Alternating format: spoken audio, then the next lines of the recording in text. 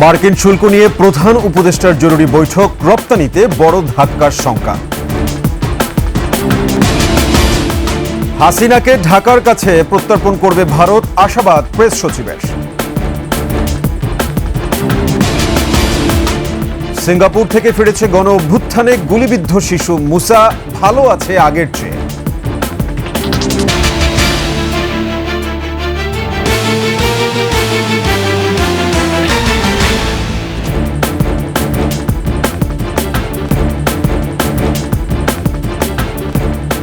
শুনছিলেন সংবাদ শিরোনাম, আমন্ত্রণ ২১ সংবাদের সাথে আছি আমি সাব্বির আহমেদ। দর্শক, ২১ টেলিভিশনের সংবাদ একই সাথে সরাসরি দেখতে পাবেন আমাদের ফেসবুক পেজ www.facebook.com/2124 অনলাইনে। এছাড়া সাবস্ক্রাইব করতে পারেন www.youtube.com/@21 চ্যানেলে। মার্কিন শুল্ক ইস্যু নিয়ে জরুরি আলোচনা সভায় বসেছেন প্রধান উপদেষ্টা ডক্টর মোহাম্মদ ইউনূস। শনিবার সন্ধ্যা 7:30টায় রাষ্ট্রীয় অতিথি ভবন যমুনায় এ বৈঠক শুরু হয়। বৈঠকে যোগ দিয়েছেন অর্থ উপদেষ্টা ডক্টর সালেউদ্দিন আহমেদ, বাণিজ্য উপদেষ্টা শেখ বশির উদ্দিন, পররাষ্ট্র উপদেষ্টা Touhid Hossain, governor doctor Ahsan H Mansur, NBR chairman Mohammad Abdur Rahman Khan, প্রধান উপদেষ্টার হাই রিপ্রেজেন্টেটিভ খলিলুর রহমান প্রমুখ। ব্যাংকে বিমস্টেক সম্মেলনে থাকা অবস্থায় যুক্তরাষ্ট্রের শুল্ক আরোপ নিয়ে বৃহস্পতিবার ডক্টর ইউনূস জানিয়েছিলেন, যুক্তরাষ্ট্র সরকারের সঙ্গে আলোচনার মাধ্যমে শুল্ক ইস্যু সমাধানে ইতিবাচক অগ্রগতি হবে। বাংলাদেশ যুক্তরাষ্ট্র থেকে আমদানি করা পণ্যের উপর আরোপিত শুল্ক পর্যালোচনা করছে। এসব শুল্ক আরও যুক্তিসঙ্গত করার উপায় খুঁজে বের করতে দ্রুত ও কার্যকরভাবে কাজ করছে জাতীয় রাজস্ব বোর্ড।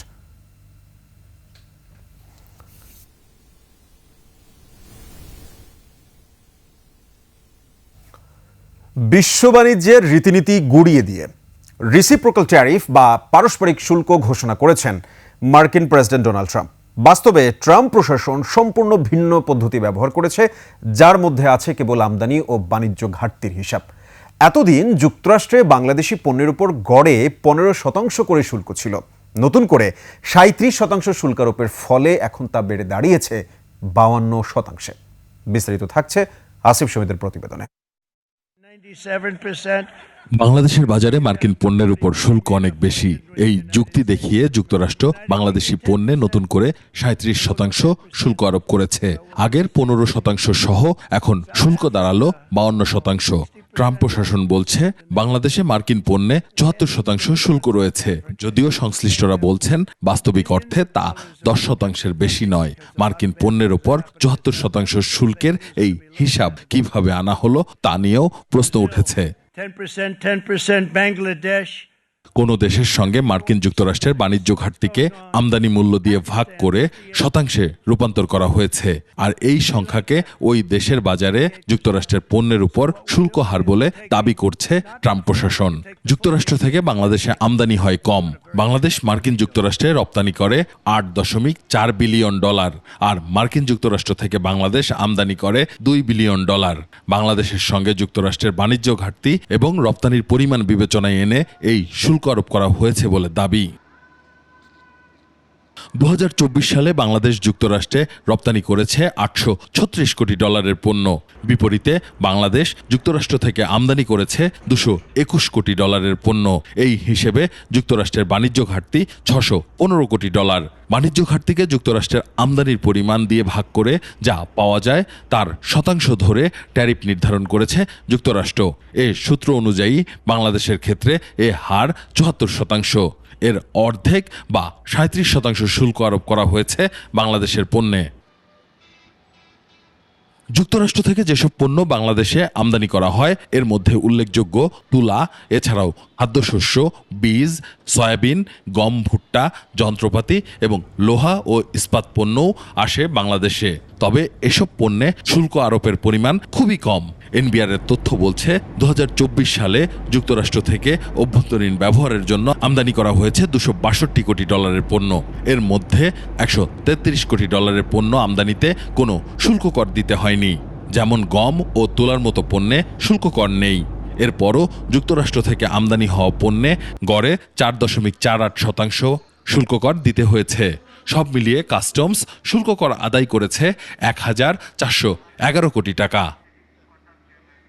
বিশ্ব বাণিজ্য সংস্থার সর্বশেষ তথ্য বলছে 2023 সালে বাংলাদেশে মার্কিন পণ্যে গড় প্রযোজ্য শুল্ক হার ছিল 14.1%, অথচ ট্রাম্প প্রশাসনের দাবি 74%। সুতরাং WTO এর তথ্যের সঙ্গে ট্রাম্পের দাবির আকাশ-পাতাল ফারাক। তাই তো ট্রাম্প প্রশাসনের এই তথাকথিত জটিল শুল্ক হারকে আসলে প্রতারণা বলে দাবি করছেন বিশ্ব নেতারা। আসিফ সুমিত, 21 টেলিভিশন, ঢাকা। হাসিনাকে ঢাকার কাছে প্রত্যর্পণ করবে ভারত, এমন প্রত্যাশা করছে বাংলাদেশ বলে জানিয়েছেন প্রধান উপদেষ্টা প্রেস সচিব শফিকুল আলম। ব্যাংককে ইউনূস মোদির বৈঠকের বিষয় নিয়ে দেয়া এক ফেসবুক পোস্টে এমনটাই জানিয়েছেন তিনি। বিমস্টেক সম্মেলনের ফাঁকে ভারতের প্রধানমন্ত্রী নরেন্দ্র মোদির সঙ্গে প্রথমবারের মতো দ্বিপাক্ষিক বৈঠক সেরেছেন প্রধান উপদেষ্টা ডক্টর ইউনূস। বৈঠকে ক্ষমতাচ্যুত শেখ হাসিনার প্রত্যর্পণ চেয়েছেন প্রধান উপদেষ্টা ডক্টর ইউনূস। শেখ হাসিনার প্রত্যর্পণ ইস্যুটি উত্থাপনের সময় নেতিবাচক ছিলেন না বলে জানিয়েছেন, যা দেখে আশাবাদী প্রেস সচিব শফিকুল আলম। বৈঠকে ভারতের প্রধানমন্ত্রী অধ্যাপক ইউনূসকে বেশ কয়েকবার বলেছিলেন যে ভারতের সম্পর্ক বাংলাদেশের জনগণের সঙ্গে কোনো একক দল বা ব্যক্তির সাথে নয়।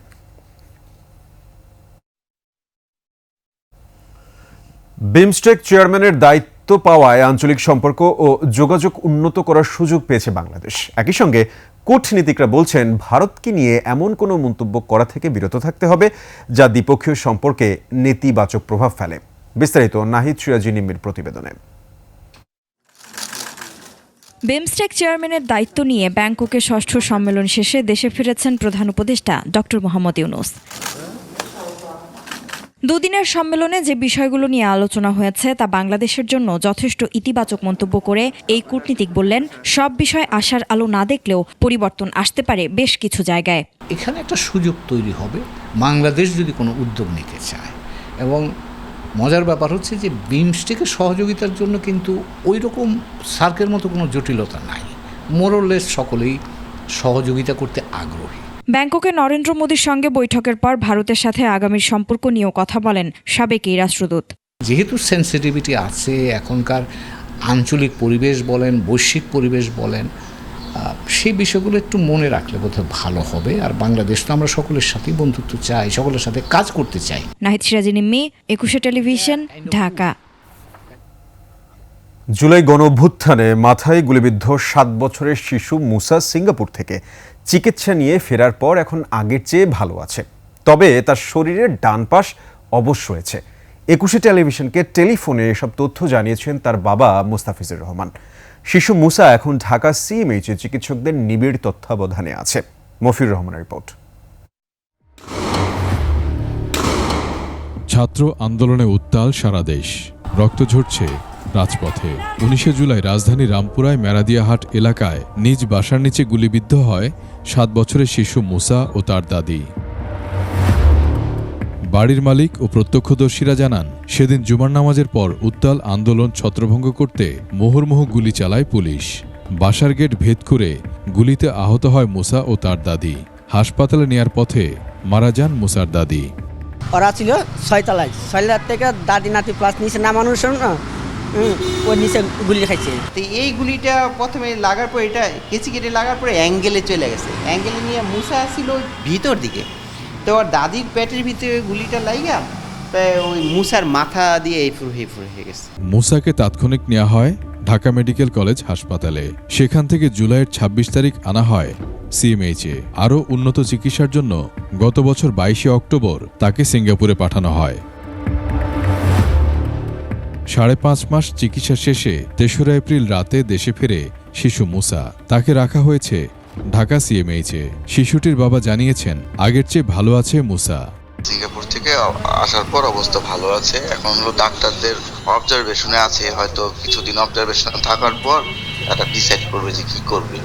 এদিকে শিশু মুসার বিষয়ে চিকিৎসকরা চূড়ান্ত সিদ্ধান্ত নেবেন বলেও জানান তার বাবা।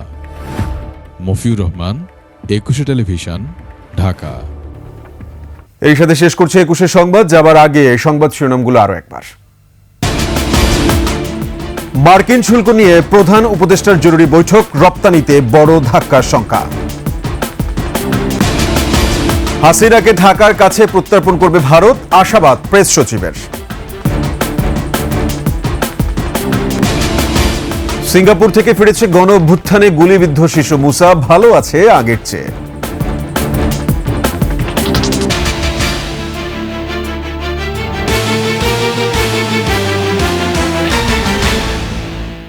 দর্শক, সর্বশেষ সংবাদ জানতে ডায়াল করুন 202 নম্বরে আর ভিজিট করুন ekushe-tv.com এই ওয়েবসাইটে। ফেসবুকে ভিজিট করতে পারেন www.facebook.com/ekushe24 অনলাইনে।